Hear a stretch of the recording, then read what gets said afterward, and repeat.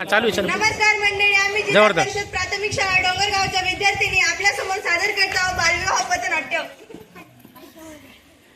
नमस्कार, जिल्हा परिषद प्राथमिक शाळा डोंगरगाव तालुका कन्नड जिल्हा छत्रपती संभाजीनगर येथील 8वीच्या विद्यार्थिनी सादर करत आहे बालविवाह पथनाट्य. या काका तुम्ही पण ऐका. या मावशी तुम्ही पण ऐका. अहो पण ऐकायचं तरी काय. अगं काय मी करू. कोणाला मी सांगू.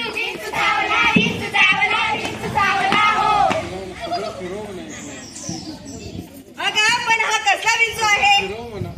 अगं तुला माहित नाही हा विंचू खूप विषारी आहे. अगं त्या विंचाला काही नाव गाव असेलच ना.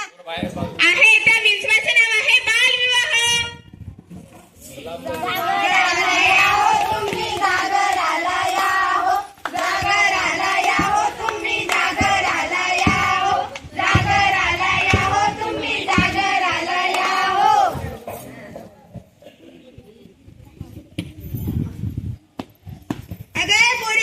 बसले होतेस की नाही घरात. अगं आई खेळू दे ना थोडस. अगं होतेस की नाही घरात. अहो ताई काय अडताय पोरावर. खेळू द्या की थोडस. आमच्या मुंबईतल्या मुली 10 वाजेपर्यंत खेळतात तरी त्यांना कोणीच काही बोलत नाही आणि तुम्ही लगेचच घरात.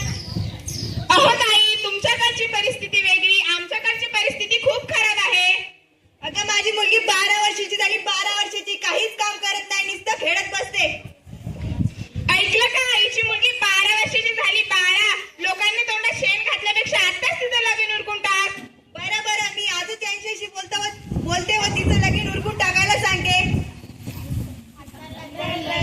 बाईचं लगीन ठरलं या, हाताला धरलं या, बाईचं लगीन ठरलं या, हाताला धरलं या, बाईचं लगीन ठरलं या. नवरीच्या मामाने नवरीला घेऊन या. नवरदेवाच्या मामाने नवरदेवाला घेऊन या.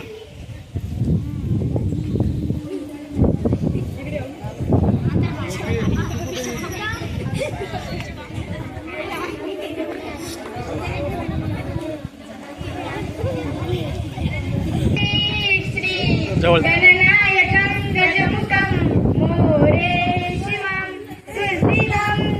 हे काय चाललंय. हा विवाह होऊ शकत नाही.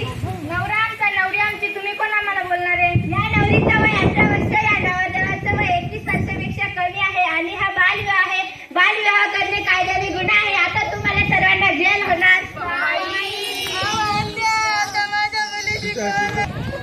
रिपीट माझ्या मुलीची कोण लगीन करणार.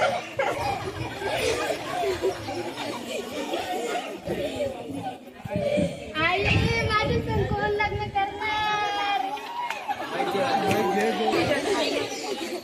तुम्हाला जेल होणार, तुम्ही आतमध्ये जाणार.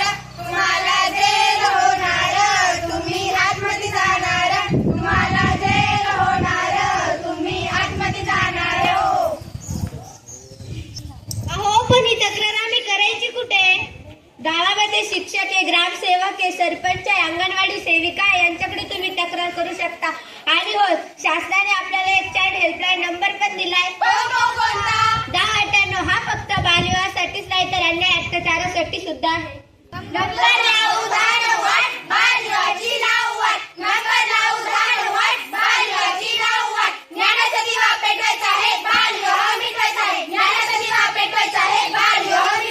धन्यवाद. वर्षाचं झाल्यानंतर त्याचं शिक्षण असेल, मुलीचं शिक्षण असेल किमान 12वी पर्यंतचं आणि मुलाचं बी पूर्ण होतं आणि पुढे वेगवेगळ्या दृष्टीनं वेगवेगळ्या गरजेनं ते सक्षम होतं. सर्वांनी या पथनाट्यातून एक बोध घेऊया की आपण से नो टू चाइल्ड मॅरेज अर्थात बालविवाहाला आपण नाही म्हणायचं आहे. आपल्या मुलीला किमान 12वी पर्यंतचं शिक्षण सर्वांनी देणं आवश्यक आहे. खरं तर आता एक कायदा पण येतोय की मुलीचं वय 21 वर्षाचं होणार आहे लग्नाचं आणि मुलाचं 24 वर्षाचं होणार आहे. अर्थातच की मुलीनं किमान पदवीचं शिक्षण घेतलं जावं किंवा मुलीनं पदवीचं शिक्षण पूर्ण केलं जावं अशी त्यामागे आपल्या भारत सरकारची भूमिका आहे. म्हणून प्रत्येकानं किमान की बाबा 18 वर्ष झालं की लगेच लग्न करायचं, तर मुलगी जर करणारी असेल, छान अभ्यास करणारी असेल, तर ती वेगवेगळे मोठी पदं पण सहज ती म्हणजे प्राप्त करू शकते किंवा वेगवेगळ्या अधिकारी पदापर्यंत पण मुलगी जाऊ शकते. आणि विचार केला तर मुलींना 30% आरक्षण हे नोकऱ्यामध्ये असतं. म्हणून मुलींना आग्रहाची विनंती आहे पालकांना या ठिकाणी उपस्थित की सर्वांनी मुलींना शिकवायचं आहे किमान पदवीपर्यंत, म्हणजे त्यांना नोकरीचे अधिकारी पदाचे दरवाजे खुले होतील. तर या ठिकाणी उपस्थित सर्व माता भगिनी, खरं म्हणजे आज आषाढी एकादशीचा दिवस